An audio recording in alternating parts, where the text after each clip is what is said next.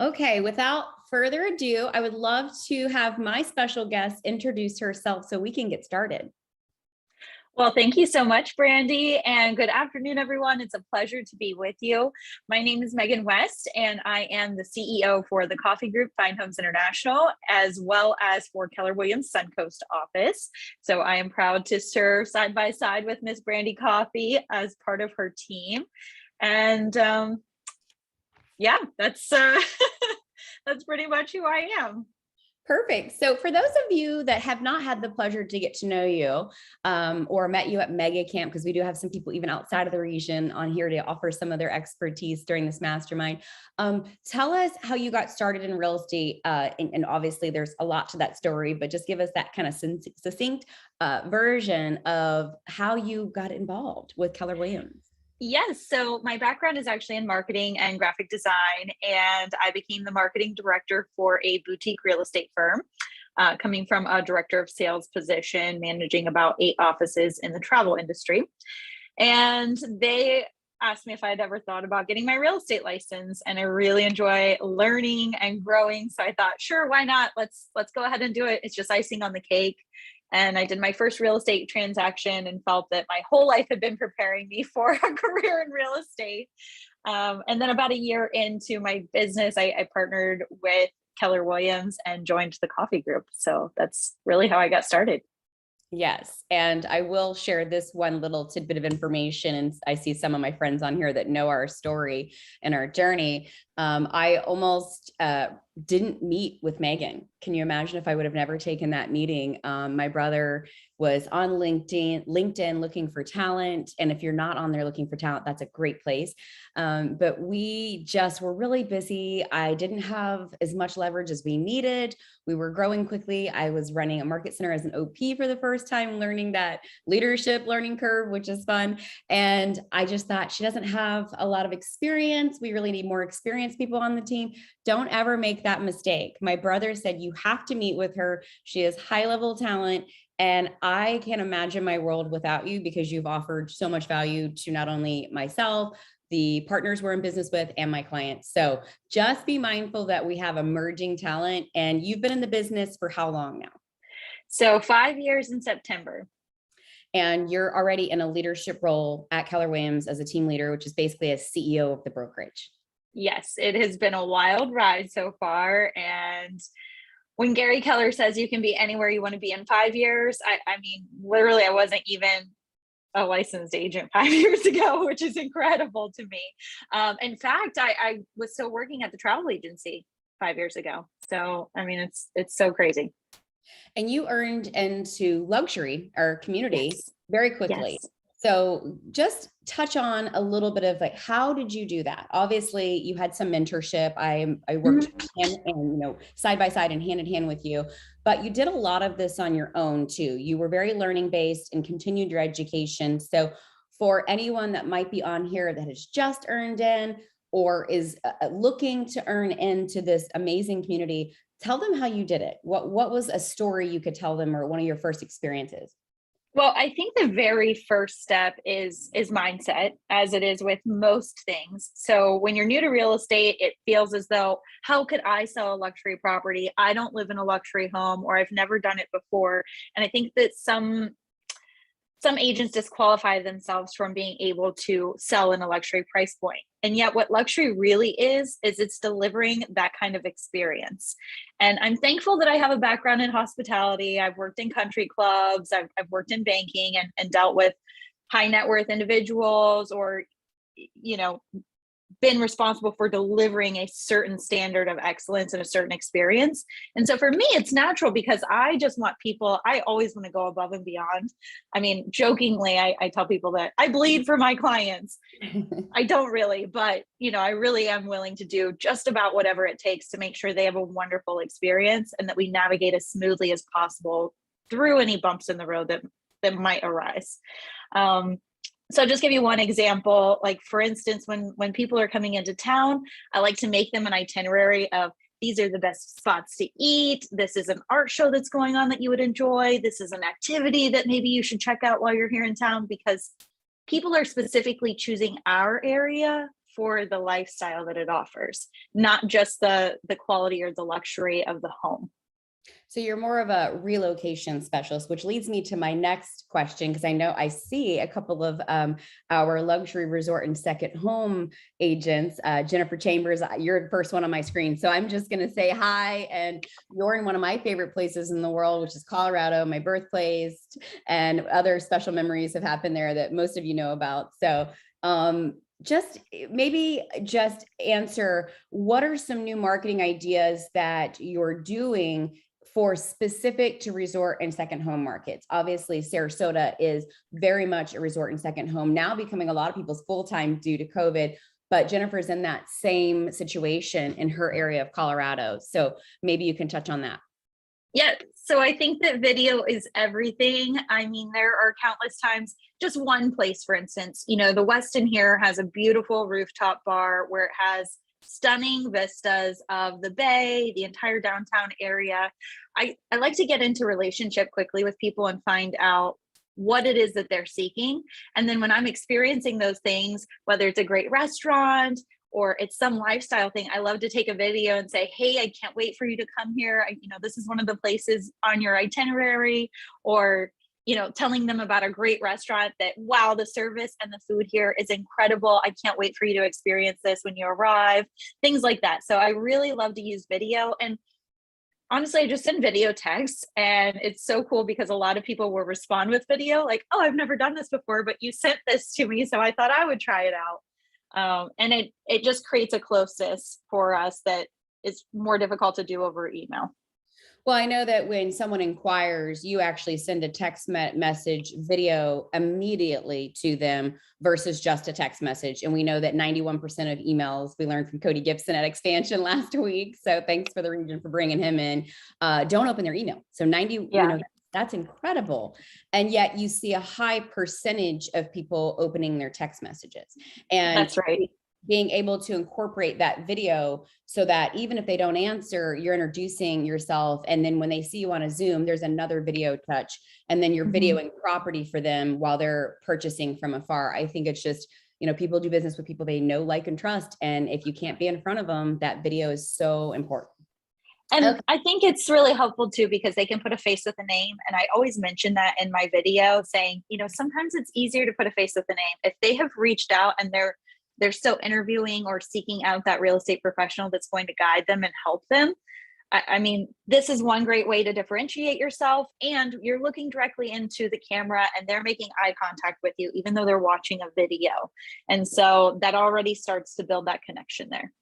It really, and I love how you have that client experience. That's always been something that if you're on my team is the expectation, not service, but experience. And I know that we get caught up saying the word service, but I feel like that's the bare minimum, right? So what can we do to create an experience where they remember us forever and it was above what they ever thought would ever be possible?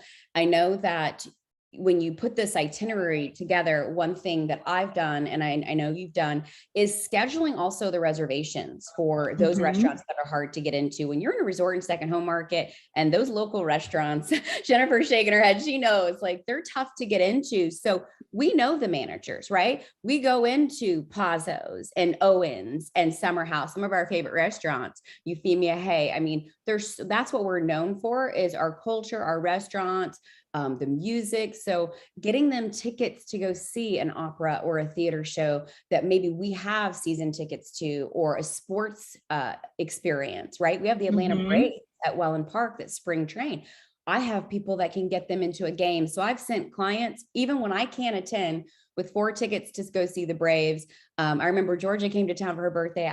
She asked, where should I go? I'm like, I got you. You're going to the Summer House on Siesta Key. And I called my girlfriend, Katie, who runs it, and you have to get her in. This is the best restaurant. And you want people to have that special memory of how you help them create an experience, even if you're not there with them.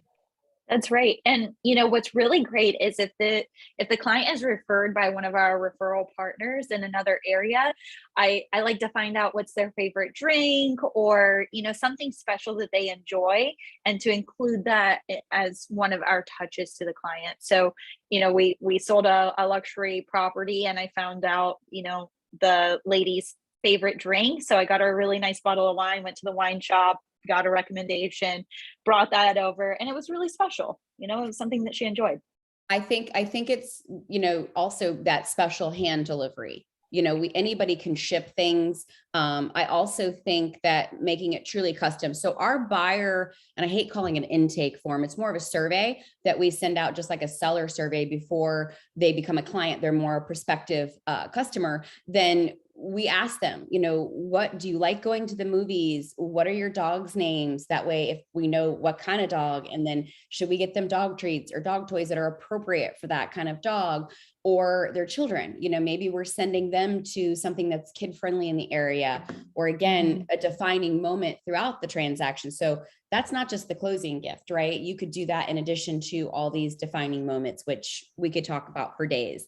Okay, so I want to get to our masterminding. I promised all of these wonderful experienced agents to do a true mastermind and break out in rooms, and it's going to be on a thriving in a shifting market. But I want to just ask you two more questions that I think are pretty important, because we have about 20% of our business is direct referral from other Keller Williams luxury agents. So if you're an agent with a different firm, obviously this would be whomever you're receiving those referrals from. And sometimes we get referrals even outside of our firm, right? Just based on our relationship. So how do you network with other luxury agents, whether it be local or from afar?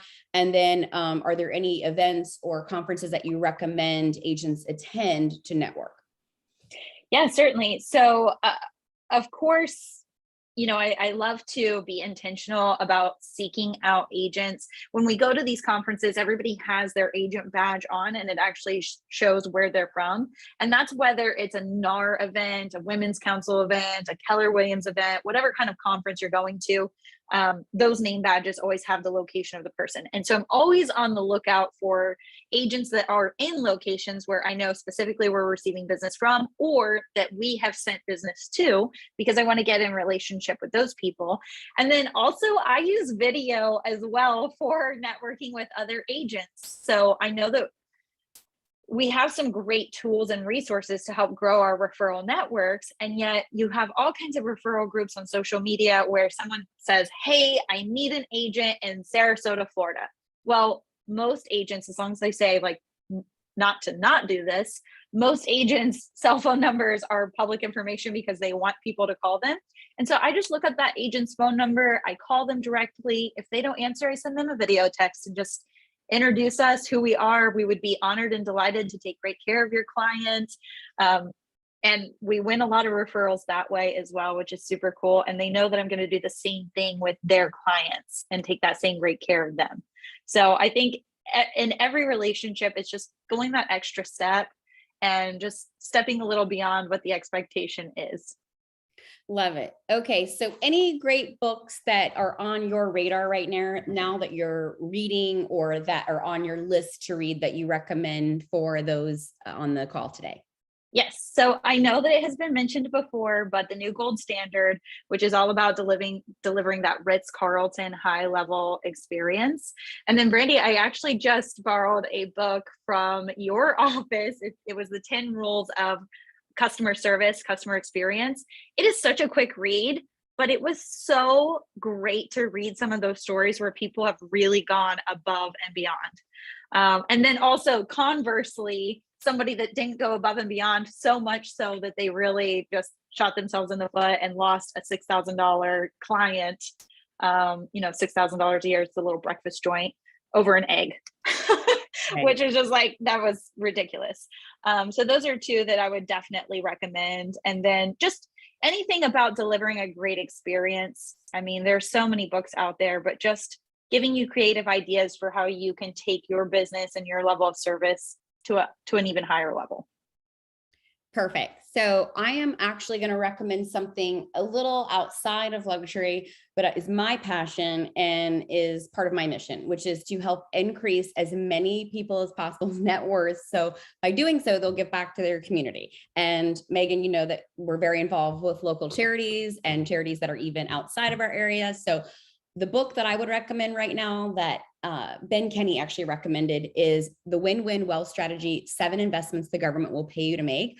And it's basically Tom Wheelwright, a CPA for Robert Kiyosaki's advice on making sure that all of this wonderful money that you've made, especially this past year, that you are taking advantage of all these strategies. And it's directly from this CPA. So hopefully that'll help with some of your wealth building, because I know you all have had a fabulous last year and hopefully continue.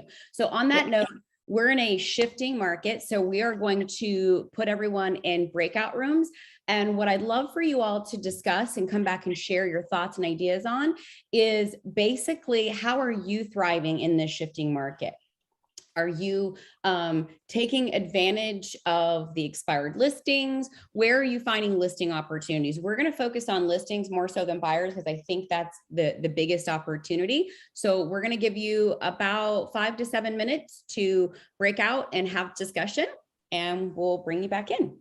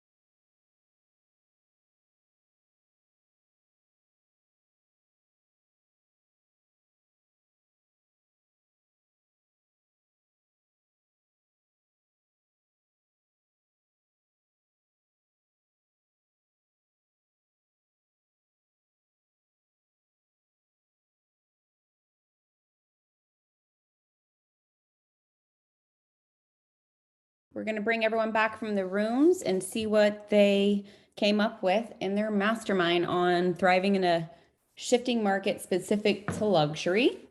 How are they finding listings, and are they focused on listings? What is the strategy? Are they looking at expireds with all the opportunities right now? So they have about 30 seconds to return.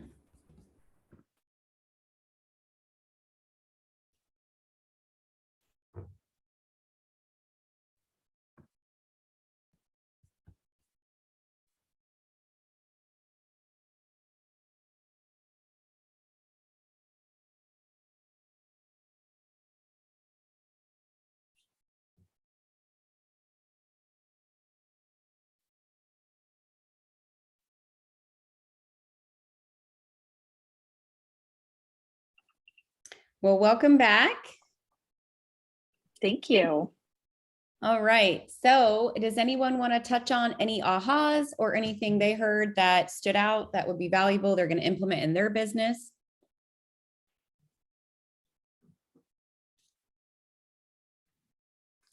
I'd like to add Nancy Rager. Nancy, I don't know if I'm pronouncing your last name correctly or not. I was talking about tell people about statistics and things like that, and you just took it back to the basics and said, I'm just going to do nice little touches, make them feel good, a note or like a little gift. And it's like going back to it just took me back to the beginning of COVID. What did we do then? We were on the phone. Are you okay? Are things going? So taking it back to the basics. Thank you, Nancy. I'm going to do that. That was what I was going to say. Anything to add, Miss Jennifer? How's your shoulder? It's, I'm here. That's all I'll say. All right. We're hoping you'll be better soon. I hope so. This is not fun for me. I like to run around. So anyway, I really like the idea. I forget who shared this, but in our group, we talked about really being transparent with your clients on all levels right now. So telling them exactly what to expect and what is going on in the market. Obviously, that's changed from what we said just 2 months ago. So have a clear idea, and also remember that, and I think it was Nancy who said, touching your clients, because there's a lot of fear out there. And I think when you're doing that and being, very transparent, you have to remember it's a hard time for a lot of people. So how you deliver that message is important. Yeah, controlling that narrative and the dialogue is really important. We do Words That Work every morning, 8:30. We do a daily stand-up at 8:20, and this is all we're talking about. And I know it sounds crazy to be on there daily, but the consistency really helps with the fear, the objections everyone's hearing, and it's from different sides, right? The buyers, sellers, and not knowing what to expect. Are you all watching your inventory? Is anyone tracking that in their specific area daily? Anyone want to share how it spiked percentage wise, or number of homes that have increased over the last 30 days is what we've seen. You might be different in other areas. Well, I love the statistics idea. So why don't we make that our second topic, where are you pulling the data? Now that might be local for some of you, but what resources are you using? And then when we come back, I'll hear all of your feedback, and then I'll share anything that we particularly use that might be beneficial. Okay. Right. So shall we say it's 12:27? Another was 7 minutes good, or do we need more time? 7's good. Okay, perfect. And I'm going to put you in smaller rooms. I didn't realize we have 55 people on here, so we're going to do smaller rooms this time. I apologize. My assistant normally does this, so I'm on Ashley's account and I'm learning, which is always fun.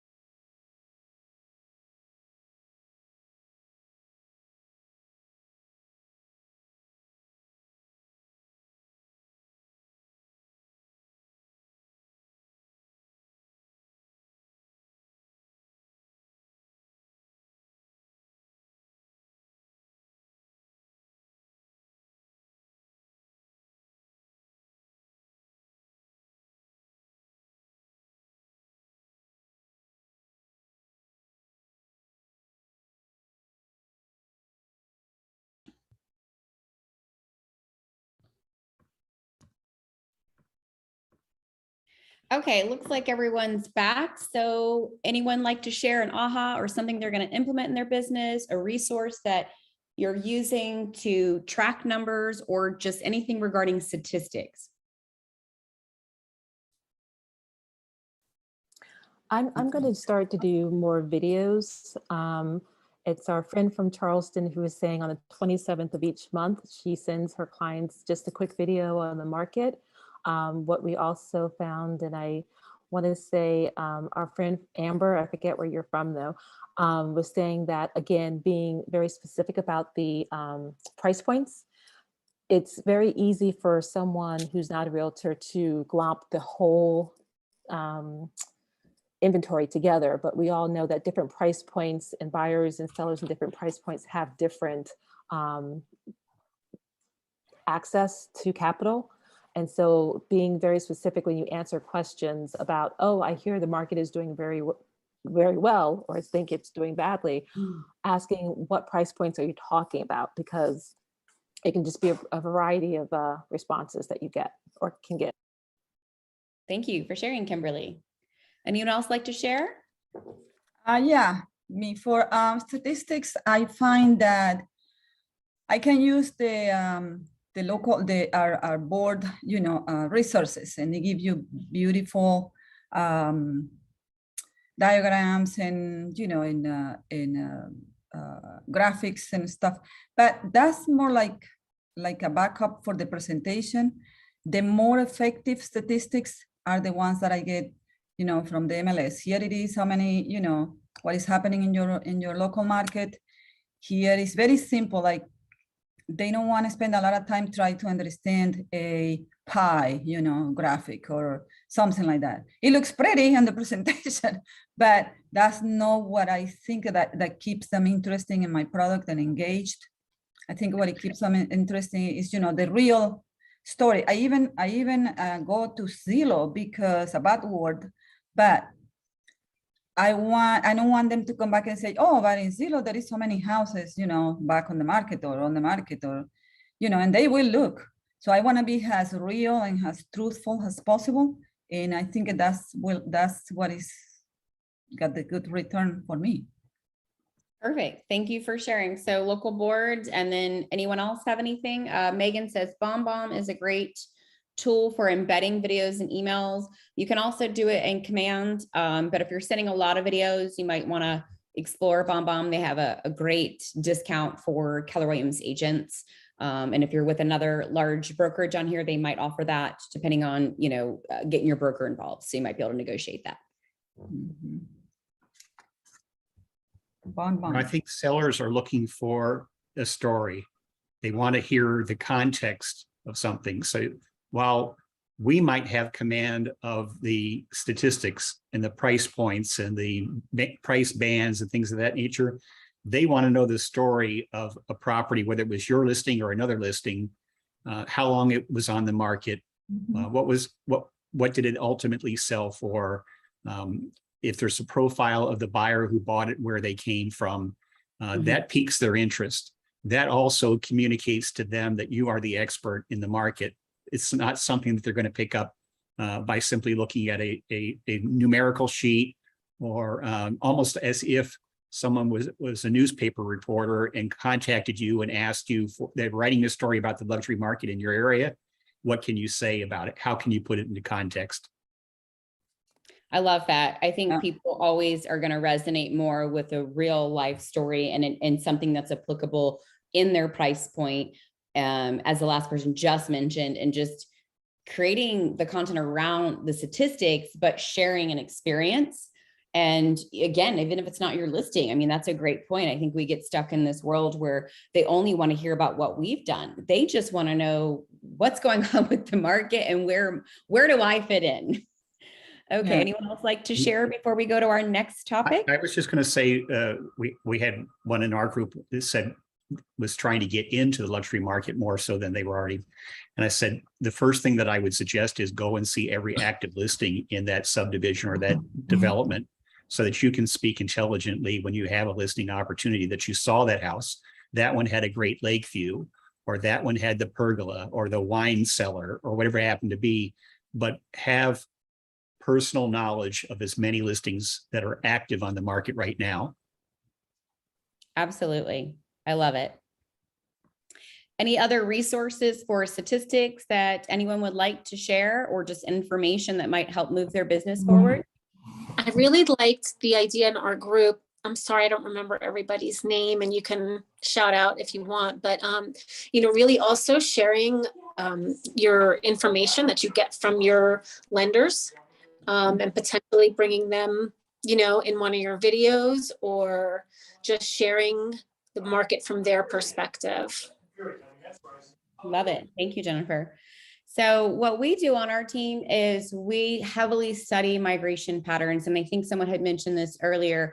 People want to know who's going to buy their properties. So there's all different census websites you can go to, moving companies. I mean, you can literally just Google your area and migration patterns, or people moving to that area. And there's usually a newspaper article. We have the Observer, Sarasota Magazine, Scene Magazine, the Tribune, the Gondolier. I mean, there's all these resources. So if you set yourself up on Google Alerts for anything that might be regarding relocation, moving patterns, you're going to start getting those alerts. And what we do is we put them all in our relocation guides, and then we also add them to our website. So I'll share with you just an email I sent to my webmaster this morning. And these are all of the website, or the links to articles that I just want to ensure are on our website. And I just did some research over the weekend. Some of them are just right from NAR. Some of them are hyper local to Sarasota. So Sarasota Magazine, Home and Real Estate 2022, Sarasota Report, Data Migration Trend, and it's from Pods, the Pods, moving storage. And I know I just used a pod. And think about all the people that use pods because maybe they weren't able to move into their home right away, or there was some issue with closing, or they leased back their property. Whatever the case is, people were using pods, and maybe they wanted to remove some of their furniture. I always stage every home I personally list, even my own. I take everything out. I get the dogs out, go in and home goods it up, and make it where it looks like a model home. So we used a pod. So these are just some examples of what I track. And then again, some might be different for your area. Some of these are only applicable to Sarasota area, but just set yourself up on Google Alerts. It's a great way to track it. Okay, I think someone, Mark, you have your hand raised. Yes, thank you. Yeah, one thing from the National Association of Realtors, and I've mentioned this perhaps in other calls, Dr. Lawrence Yoon, the NAR chief economist, will oftentimes tell you from those migration patterns that Brandy talked about, is there are more people who are moving from the adjacent county into your county, or vice versa, than they are from across the country. So we oftentimes assume that someone is coming from a distant area. I saw an article this morning that said the largest number of people are coming from the Chicago area to Cape Coral in Florida.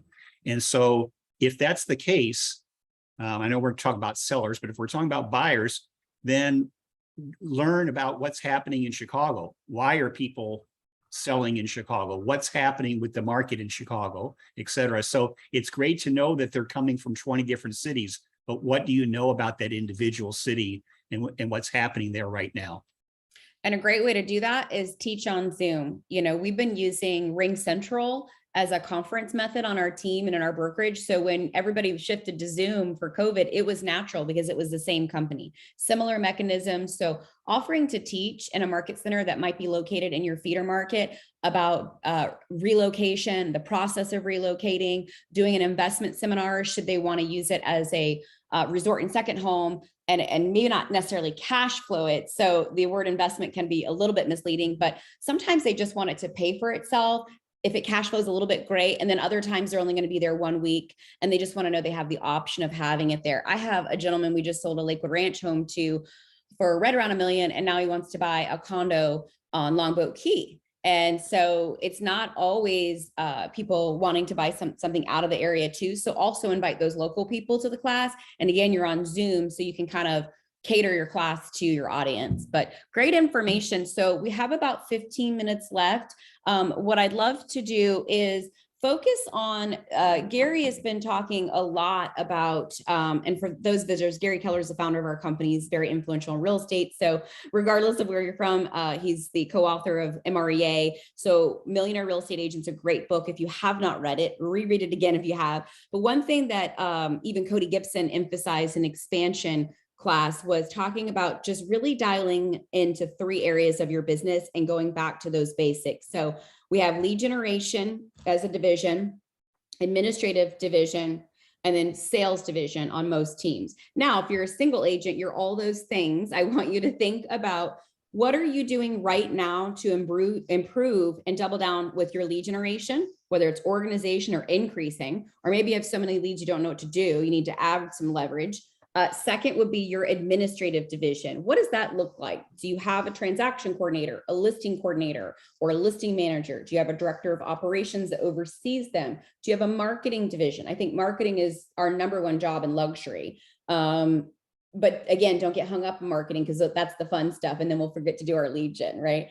That's what happens to me, when all transparency. And then sales division. How are you tracking your sales? Are you looking at your numbers daily? Are you looking at your list to sales price ratio? How has that changed from last year? So those 3 things: lead generation division, administrative division, and sales division. I want you to mastermind around kind of categorizing your business in those 3 segments. And then I'll give you another 7 minutes.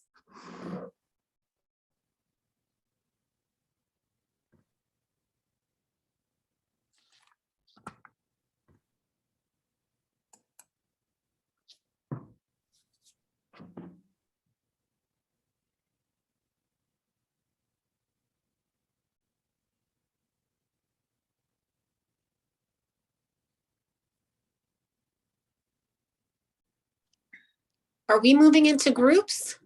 Does anybody know?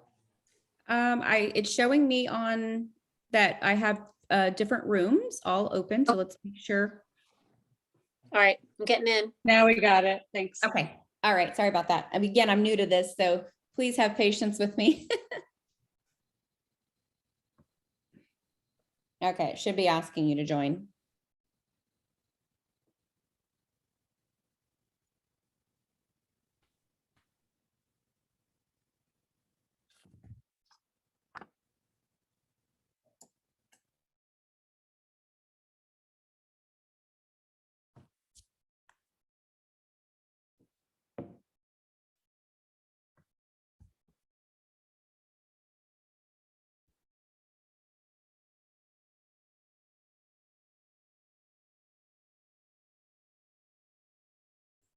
I see a few of you still in the main room. Do you see an ask to go to a room, an invitation, or maybe you're on a call? Can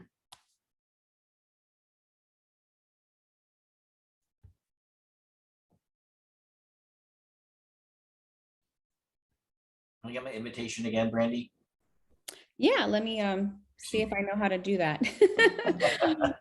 I don't think I can do it now. Let me see. Why don't we just do our own room? How about that? So why don't we just mastermind? We have Darlene, Ron, Jennifer, Jenny Owens, Robin Wentz, and Stephanie George. So why don't we go ahead and open up the discussion on those 3. Lead generation. What are you doing to either double down on that, or organize your lead generation mechanisms, or increase the flow of leads? What we're not doing is taking on any new projects until we utilize everything that we have. We realize that we're spread major thin, major thin. We don't even make the best use out of Boomtown and Curator that we already have. So instead of taking on something new like Park Bench, we are, just focusing on being the best that we can be at what we have. Yeah, I think we always, want to chase that shiny object, as most people say, and you're right. Like, how effectively are you currently using those systems and models in place? And full transparency, I'm with you, Ron. Like, are we using, Boomtown at the highest level? Are we using Command at the highest level? Like, where are we at with being an expert and mastering the current systems versus going out and chasing the next, supposedly easiest thing? I mean, at the end of the day, we probably have these huge databases that we're sitting on. Are we really going back to D2, and just calling our past clients and, taking them to lunch or sending them a video or sending them something of value or having an inside sales agent help. Is anyone currently using an inside sales agent to kind of help with that process with lead generation or organizing your database? I'm not sure any of them are there. Is anyone here other than? I don't know if they're on call. Brandy. That's okay. I'll just mastermind with you, Ron. I'm totally fine with that. Like, I love you. I had an ISA in Canada, and I spent $8,000 on them, and they were guaranteed me 3 appointments over 6 months. They got me 0. So real qualified, and then they beamed up on me. And then they beamed up on me, of course. So that'd be one I would be kind of careful with. So we currently have an inside sales agent, and I kind of like not having a licensed person because I don't put the pressure on them to only convert and make it a qualified lead. I like that we can not only just go preview a property for our buyer, which we have a pent up, demand of, especially for the last 2 years. And some people didn't buy, some people did. So there's like no pressure. A lot of it's just previewing the properties. And if you preview 4 properties, and again, I'm not doing this, a lot of these are my team members and I'm just coaching them on the back end because I'm not in production like I was. But it's nice that they get to go see the off-market listings, learn the nurturing process that they've never had to do before, because some of them weren't in the business, prior to this crazy market. And it relieves the ISA of the pressure of converting like a real appointment, because they have all these, let's say they do 4 appointments that are just previews. The licensed agent, I tell them it's your job to convert. And if you share enough value, then you can convert, or help me get on a Zoom call with them if they're not local, and I'll show you how I convert, and just shadow me on those. So that's really been what we've been doing the last 6 months. And then we're requiring that ISA to be on Words That Work every morning at 8:30, sharing our favorite scripts, letting them hear me talk about the objections, how I would handle them. I model the behavior and what I say. So that's just a thought. I know it's a lot of money to invest in them, but sometimes, we expect them to know everything that we've had in our years. I mean, 18 years of real estate. How long you been in the real estate? 26. Yeah. So sometimes we have this unrealistic expectation to Always. be like, you should do Why it. don't you all a bunch of D's? Come on. Why don't you know this already? Why can't you read my mind? Right.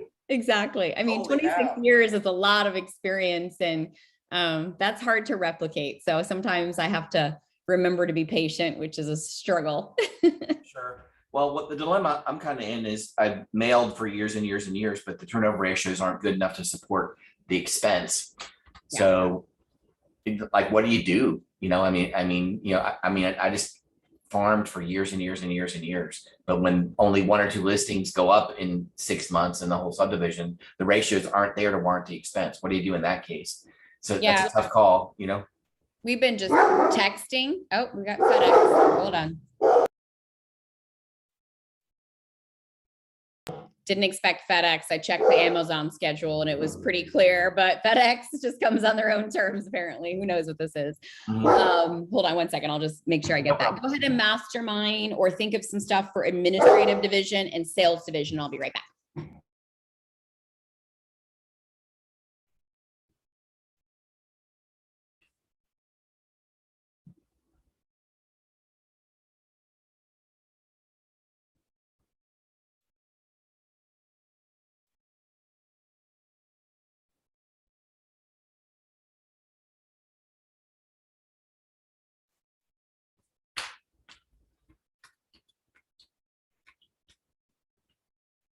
Okay, hopefully they'll quiet down. So we got about 1 minute. Administrative division and sales division.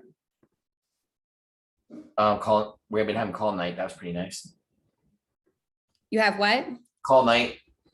Call night. Okay, that's good. So what do you do anything special, or everyone just Yeah, gather together? Pizza. Everyone comes in lead gens. So that's, and amazing the training that can get done in that little 4-hour bit of time. And you're participating in that. Yes, I am.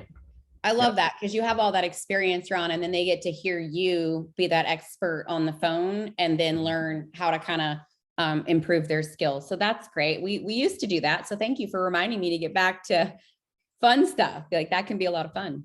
Sure. Then we have pizza or something, and we all sit around, talk about it. Very much a learning experience. It's great. Love it. Mhm. Okay, looks like everyone's coming back. So we're gonna go ahead. We got 10 more seconds. We'll probably start with the lead generation division. Anyone want to touch on something they discussed, whether it's increasing your lead division, organizing your current systems and processes, or just trying to manage what you already currently have in your database?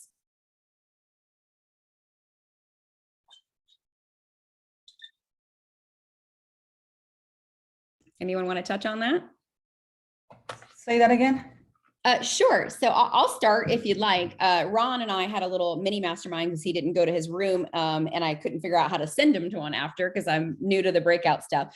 The lead generation division, what we discussed is having an inside sales agent kind of helping with the database and being mindful of letting the agents kind of learn how to convert that lead. And I like having an unlicensed ISA so that they can go preview the properties. And if nothing else, let the buyers know we're previewing the property for off-market opportunities, less pressure for them, and then learning how to nurture those expireds and for sale by owners, because I think sometimes they haven't understood the process.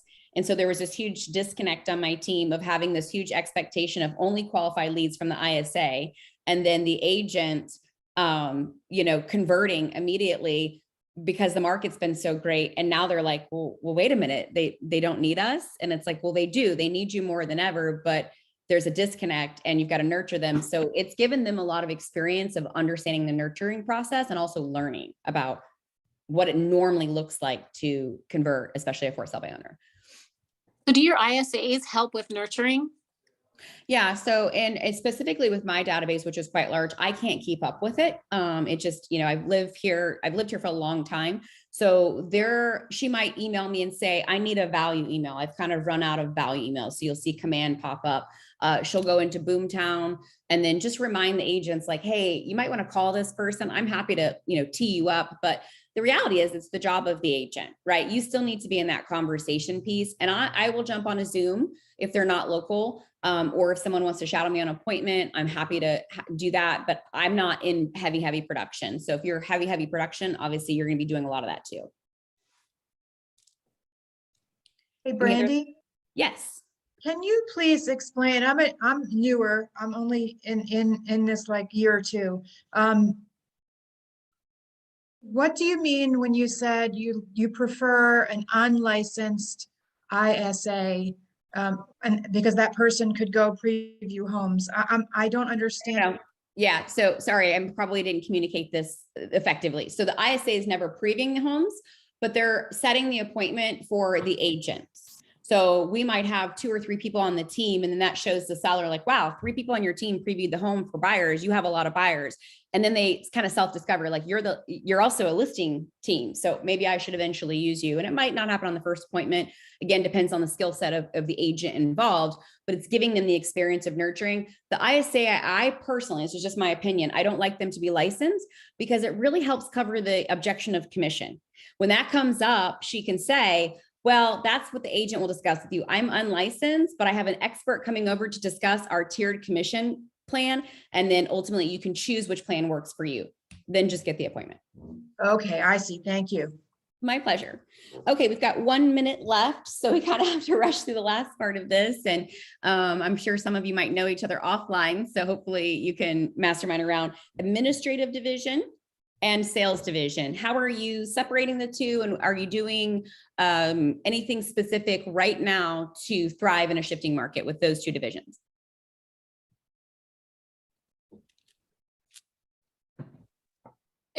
Going virtual. I mean, virtual assistants have been great. And there are virtual companies out there that know command and know how to use it better than a lot of agents.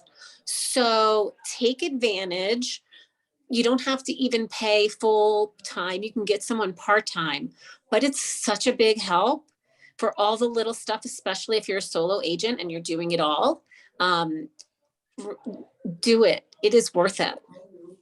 Yeah, we use cyber backers. So I totally agree. They just interviewed me yesterday and It takes some time to get them trained on your system. So the patience part is the hard part, especially for us high Ds on the call. But, keep in mind, like, you didn't learn everything in 6 months, and they might be even new to real estate, but they're really motivated, very persistent, and love training. And then Cyberbacker also trains them. So if you want information on Cyberbackers, just email me. I'll put my contact information before we jump off in the chat. I love that, Jennifer. So one thing on sales division, give me your biggest aha if someone would like to come off mute.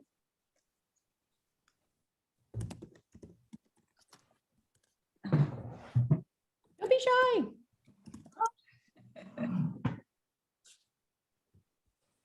Anyone have any ahas from sales division? One thing we've gotten back to is just daily reporting for numbers. I know that sounds so basic, but on our team, getting people to add things to even a Google Drive was impossible. So we have a group me, and Meagan, who's the guest today, will basically hold everyone accountable at the end of the day. I don't see all your numbers. Please report your numbers, even if they're 0, so they can kind of see what's going on. And then we can really track those conversion ratios. Otherwise, what I say to them is, how am I going to help coach you or mentor you if I don't know where the area of opportunity is? So if I don't know your numbers, I don't know if you're converting at a high level, a low level. I can kind of gauge, but when you have multiple people on the team, you don't really know. And what I say to single agents is, that's the easiest thing in the world, because you're just reporting to yourself, but it's easier to document. So definitely, don't skip out if it's just you. I think Meagan does just a simple tally on a little, piece of paper when she was in heavy production, and just wrote down. And sometimes when you're calling, you think, I've made 100 calls or 100 texts, which is more likely to be opened. And then you look down and it's like, well, it's only about 10 that I've actually done. So remind you. As a single agent, you have to make sure that you're tracking it and being honest with yourself. Yes, I love that. Okay, we got a couple comments. Thanks everyone for the terrific contributions. Let's work together with luxury buyers and sellers. My team is in Northeast. Okay, yeah, put your contact information there. I put mine in there. I'm Brandy Coffey at thecoffeygroup.com. Meagan West, if you'd like to reach out to her, it's MEAGAN West, like the direction, at the Coffey Group. So everyone, make it a great day, and thank you for being on here. I hope you got a lot of value out of this. Thank you. Bye. Thank you.